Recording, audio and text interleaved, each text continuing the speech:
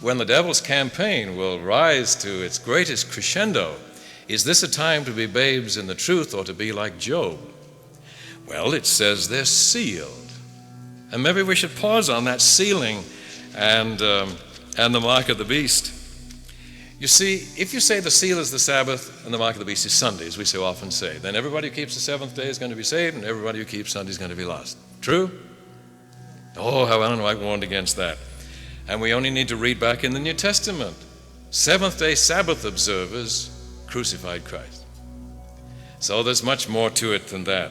So when in Revelation 7, the one who was reading out loud talked about the sealing, the second coming is delayed until God's people are sealed.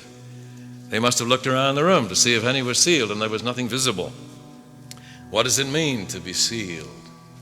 And if they knew their Bibles, they might remember Ephesians, which says, "Grieve not the Holy Spirit by whom we're sealed." That might have come to mind, like your suggestion on thinking of Exodus 13 and that other connection. They might have thought of Ephesians. Grieve not the Holy Spirit by whom we're sealed. It wasn't long to think about this because the reader was going on. But maybe on the way home, they would say to each other, "Do you think you're sealed? Do you think you're sealed? I mean, when God's people are sealed, then he will come." Well, have we allowed the Holy Spirit to do his work? What work? Well, who wrote the most detailed description of the work of the Holy Spirit in his gospel? Matthew, Mark, Luke, or John? It's John, the one who wrote this. You remember Jesus at length talked about him sending the Holy Spirit who had come to guide us into the truth and settle us into the truth and convince us of the truth. And the idea could develop in the minds of the early Christians that to be sealed, to receive the seal of God in the forehead where one does one's thinking, is to allow the Holy Spirit to do the work Jesus sent him to do in the mind, which would be to settle us into the truth. Not to introduce us to the truth, but to so settle us into the truth that we cannot be moved. And Ellen White went through some such thinking in her mind because you've read her definition of the sealing. She says to receive the seal of God does not mean to receive any sign or mark that can be seen. It means rather to be so settled into the truth, both intellectually and spiritually, that one cannot be moved. Now, what truth would one want to be settled into? Which day is the Sabbath? The people who crucified Christ were settled on that. Tithe paying, health reforming, I don't make light of all those things, but those are not the issue. What was the issue when the war began up in heaven? What did the angels argue over? Abortion, gambling, race relations, and relations between men and women. Did the angels ever argue over those issues? Did they argue over abortion? No, Jesus said when we get to heaven we'll be like the angels, and that'll solve that problem as to whose wife that girl would be, you remember? So apparently abortion is not a problem with the angels. Well, did the black and white angels go at it those days? No. Well, did the male angels have trouble with the female angels? Well, that's already been answered on the abortion problem. How about gambling? Yeah, 1/3 of the angels gambled, and they lost. So gambling has really been a prevailing weakness, hasn't it, of God's children, to believe without evidence. What is the truth was their only question. Truth about what? That's all. All they argued about was God and his government, what he wanted of his children. And I believe the great controversy will end just as it began. The good news is the truth in the great controversy. The truth is the truth that needed to be known in the great controversy, and that's about God. The errors, the opposition, they are all about God. And all the details are just reflections of this basic position that we take. Are we on God's side or not in the great controversy? Are we so settled into the truth about God, both intellectually and spiritually, that we could not be moved? Could you name anybody in the Bible, other than the Lord himself, who showed that he was so settled into the truth about God, both intellectually he could talk about it, and spiritually he staked his life on it, that he could not be moved? Could you name anybody? That's Job. That's what the whole book is about.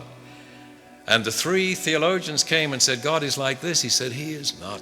He's like this. I can't make sense out of what's happening to me, but he could slay me, and I'd still trust him. I believe Job was fully sealed and settled. If we were as settled as Job was, we'd be ready to pass through the time of trouble and the Lord could come. But you see, so often we're trying to settle people on all the other matters. If you settle people on the Sabbath and the sanctuary and the state of the dead and tithe and health without settling them on the truth about God, they might keep the Sabbath as Jesus' enemies did. They might pay tithe as his enemies did. They might read the Bible as his enemies did. We could be developing in this campaign to win 1 million Adventists. We could, forbid the thought, we could develop 1 million enemies who faithfully keep the Sabbath, practice health reform, pay tithe, and read their Bibles. Now, that's a horrible thought. But if we're not clear on the picture of God, we might do well not to be in such a hurry. Have you read Ellen White's comment? The Lord is not now working to bring many into the church because there are so many unconverted in the church. And here we're trying to win, and the Holy Spirit isn't. We almost need to get a message from him. Now's the time to go. I'm not saying it hasn't come, but it would seem to defeat the purpose of God if he were to empower us to go out and misrepresent him. He won't do it.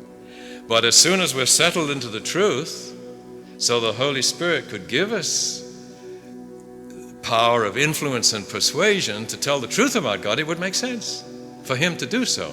I do not believe the latter rain of the Holy Spirit will fall until God's people are really settled into the truth.